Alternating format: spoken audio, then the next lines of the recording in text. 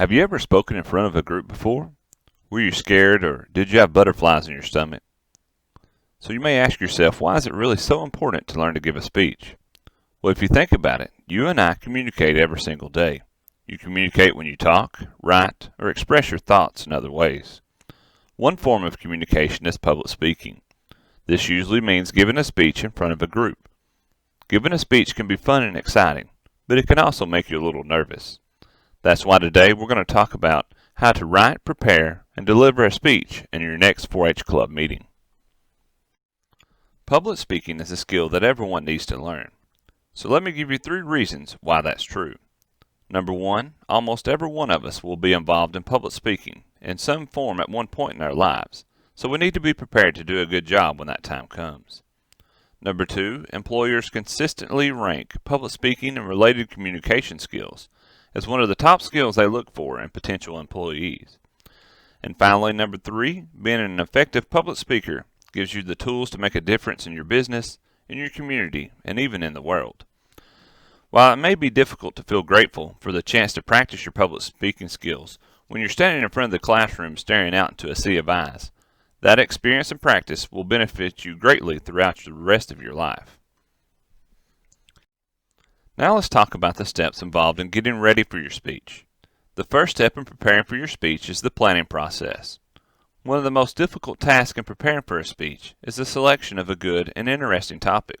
So you might ask yourself, am I interested in this topic? Will I be able to find enough information about it? And can I possibly include 4-H in it in some way? Next, decide the purpose of your speech.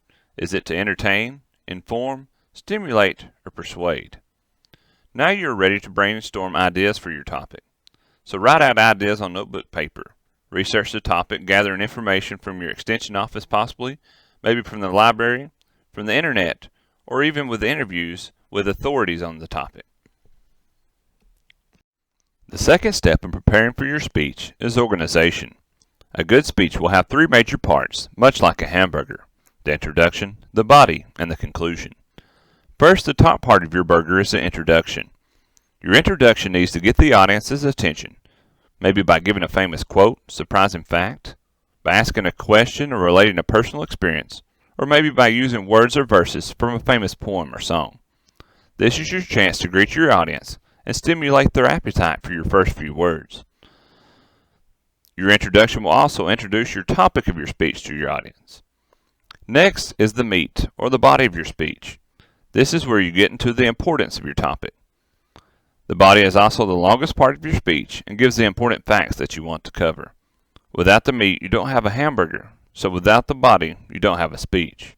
Remember to try and list 3 to 5 main points you want to make about your topic. Finally, add your conclusion or bottom bun. By adding the bottom bun to complete your speech, just like a hamburger would be pretty messy to pick up and eat without a bun, a speech should not be left hanging without a conclusion.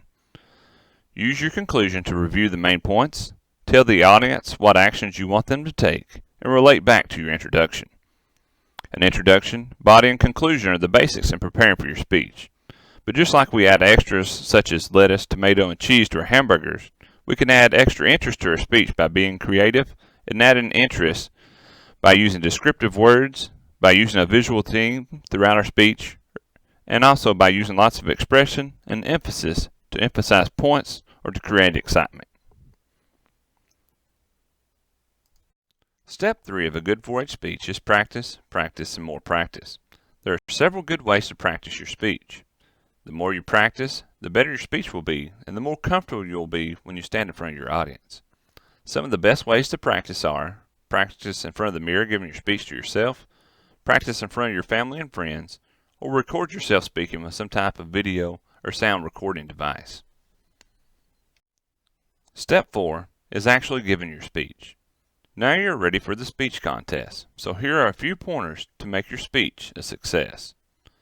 First and most importantly is to relax. Take a deep breath before you give your speech and just have fun with it.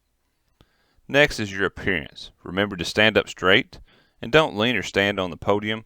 Don't put your hands in your pockets and don't make any distracting gestures with your hands. Next is your notes.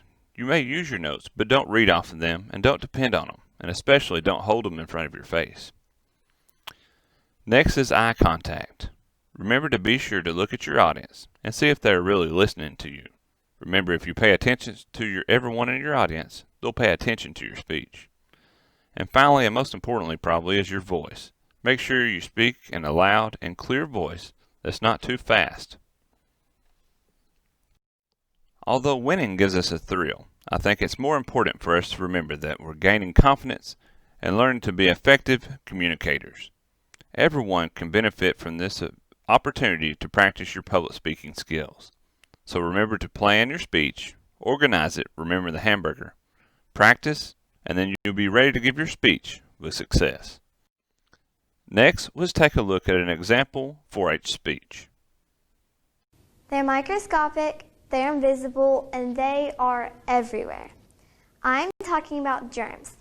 Germs are bacteria or viruses that may cause us to become ill. They linger on desks, sinks, food, and many other objects our hands touch every day.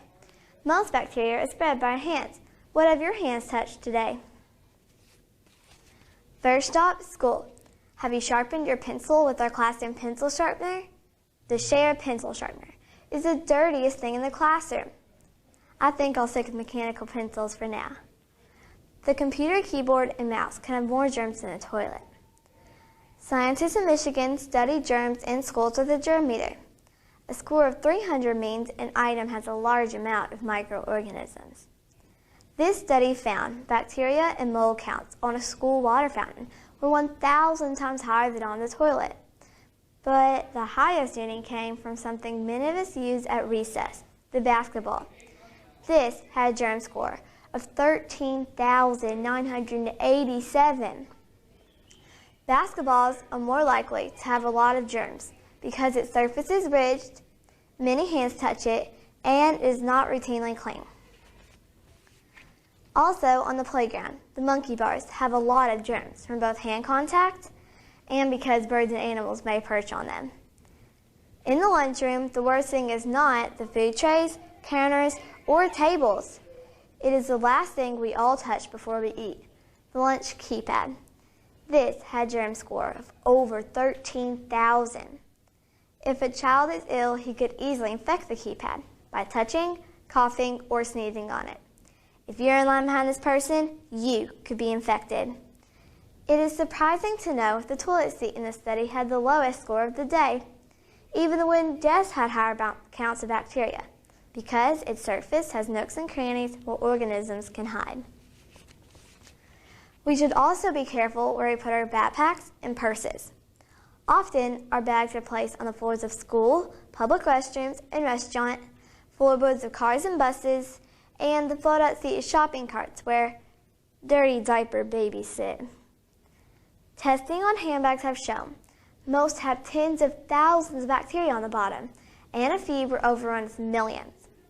Many are carrying a serious bacteria, such as E. coli. E. coli is a foreign bacteria found in human feces and raw meat. It can cause serious illness and can be life-threatening. This is scary, knowing that my backpack and my mother's purse often end up on our kitchen table and counter. Next, let's look at our home. Germs are most frequently found on household surfaces, like the kitchen sink, kitchen sponge, refrigerator, doorknobs, and garbage cans. What about the kitchen floor? Any number of nasty things get transferred to our floors by way of falling there, being sprayed there, floating down through the air, and of course, tracked in by our shoes. So, what about the 5-second rule? If you drop your cookie on the floor, is it okay to eat it if you pick it up in 5 seconds? This 5-second rule is false.